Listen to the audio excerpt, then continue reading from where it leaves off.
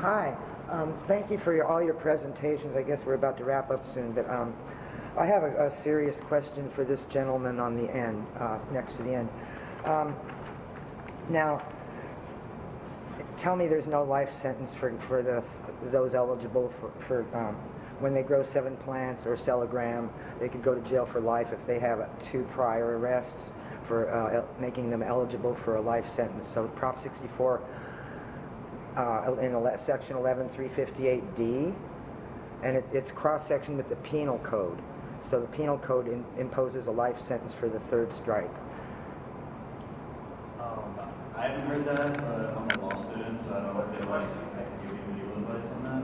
I was asking if he knew about, I want to know, I hope this isn't true, that 11358D in Prop 64 guarantee, if you it doesn't say it in Prop 64, but if you cross-reference with the penal code, it's a life sentence for growing 7 plants or selling a gram.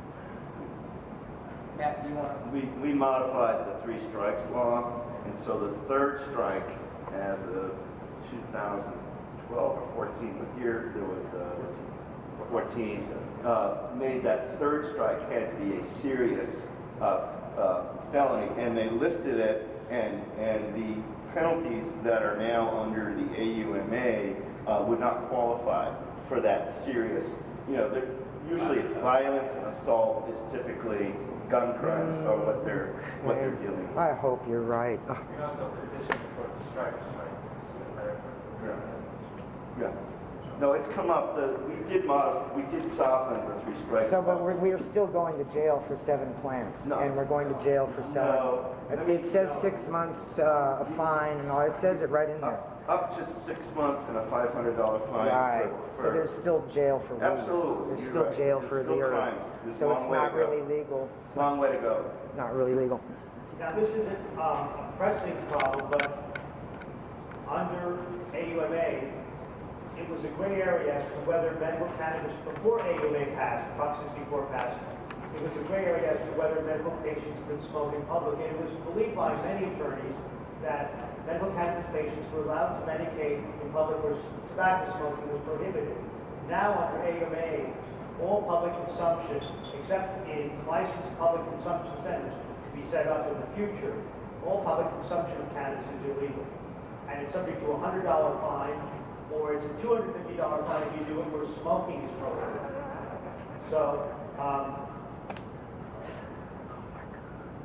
what happened in Colorado was that there was an uptick in minorities being busted for smoking in public, and I hope that we take notice of this and make sure that there isn't another equity issue with selective enforcement where they're not busting white kids in the suburbs smoking cannabis on the street, but they're busting black kids in the inner city who are smoking.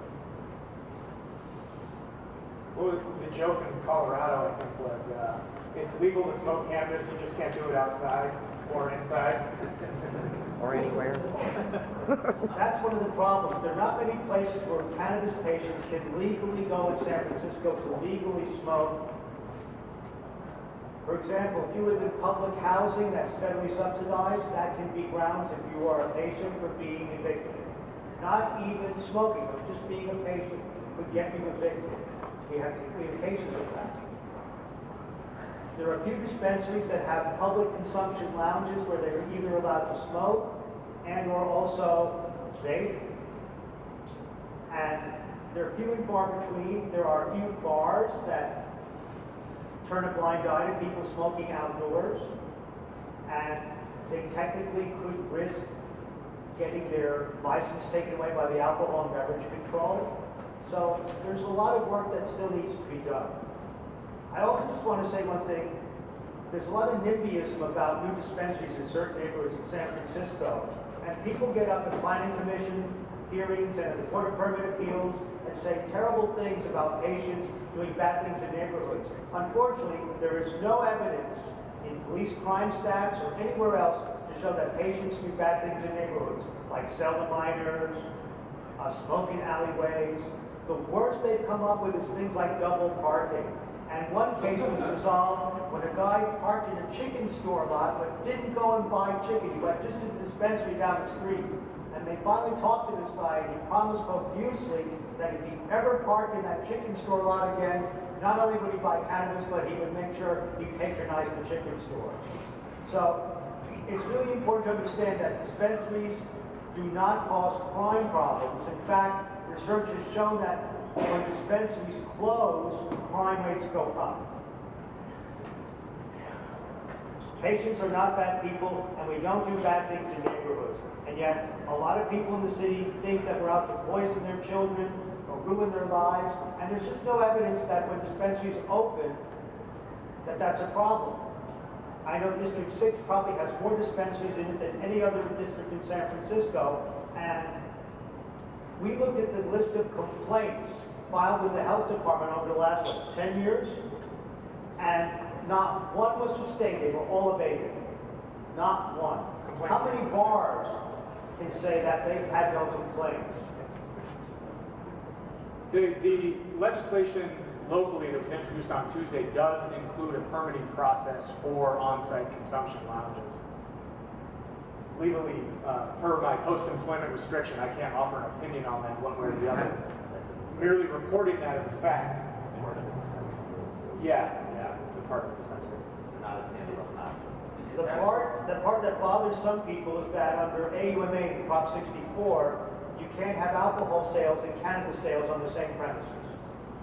And so, hopefully that can be changed by the state legislature at some point, which is given permission under Prop 64 to make changes.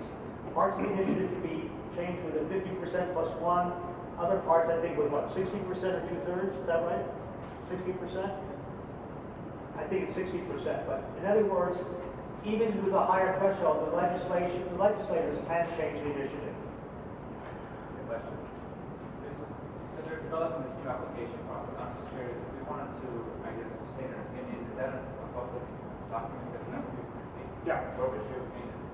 It's Thursday evening, right? So the legislation introduced list that's put out by the clerk of the Board of Supervisors goes out Thursday afternoon, so it should be out now. If you just Google SFBOS, legislation introduced, find the one from Tuesday. It will show as introduced by Mayor Lee and Supervisor Sheehy, and it'll have the whole legislative file there at that link.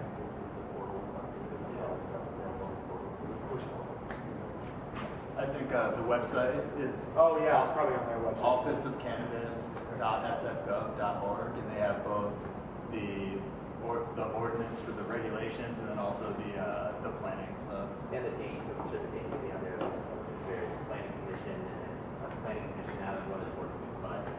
That's good to the committee and the full board. I'd like to give a chance for Terrence Allen to just give a little brief explanation about his task force and maybe encourage people to attend. Sure. I don't need a microphone, but for the last 18 months, under the direction and authorization of the Board of Supervisors, a group of 21 individuals, 14 citizen voting members, and 7 department heads have been meeting at least once a month to consider and make recommendations to the Board of Supervisors about what cannabis regulations should look like. Those regulations have been incorporated not to a large enough extent to make me happy, but they have been incorporated into the legislation that was introduced. And I think the panel did a great job of explaining where we are, and I would like to encourage all of you that where we are is not where we're going to be. Where we are is not where we're going to be. Where we are going to be is up to you, and up to you, and up to you, and up to you. And if you do not participate, it will be up to them in City Hall. And so if you want participation in the system, then get your ass off of your chair and go to City Hall and talk. There was a hearing today. There is a hearing tomorrow. There is a hearing next week in front of the Human Rights Commission, which is writing the report, which on November 1st will define what equity is. There is a shitload of public participation, but if you don't do it, you will get what they give you. And I, as a volunteer and the task force chair, can only do that much. And if you are not there with me and the other citizens, we can only do that much. If you are there, we can do this much. And that's my message. Get involved or shut up. because it's going to be what they decide. Can So you give- get involved. Can So, you give the date and time for the next task force meeting? next task force meeting, the task force meets every third Wednesday of the month, 1 o'clock. Third Wednesday, 1 o'clock, 25 Van Ness Avenue.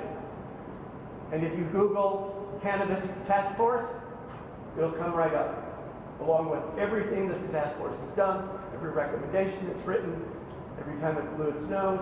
It's a public body, so it has to do all of that stuff. So you can read everything you want to know about what the task force has said. You know what suite number it is? 610. I've been going for 2.5 years. Even me that can't remember my name can remember where the hell the meeting is. So thank you for the opportunity, David. But I hope you got my message. Get involved or stay home and accept whatever the price is, and accept the restrictions, and accept the crap that's going to come out of a post-prohibitionist legislature that is afraid of a very small vocal number of people in the citizenry of San Francisco that are screaming at them that cannabis leads to heroin addiction. If you think I'm lying, look at a planning commission hearing. Because they stand up and scream it and cry and bring their babies, and it is completely false. But you know how they got their way is by showing up and testifying. And the way we get truth is by showing up and participating. So I'm done. I'm off my soapbox. Thank you. One more question, please. Hi, we once had compassionate gardens, and by that I mean we were allowed to grow cannabis for each other, people who are very sick, and to get free cannabis, because no sick person I know can afford $40 a day for cannabis, and that price is about to go up. So Prop 64, will it allow compassionate gardens? Will it allow me to grow 235 plants like I was under Prop 215 and SB 420? I was allowed to grow 235 plants for poor patients. Will I be still allowed to do that? You have a lot of pointed questions that seem to be relitigating Prop But will it, 64. no, but will it settled in by San voters. Francisco? Can you tell us? Yes, you are allowed to, you can form a group of 5 patients right now and have a 500 square foot canopy. So 5 of you can get together, set up a 500 square foot canopy, and grow as much as that 500 square foot canopy allows. Statewide? Statewide, yes. Except, So I guess this would be a good time, and then unless there are any more questions, Dennis, you could talk to us individually. One more in the back. For a statement, anybody who wants to get pizza, people are heading over to the Slice House after this. Thank you very much for this opportunity.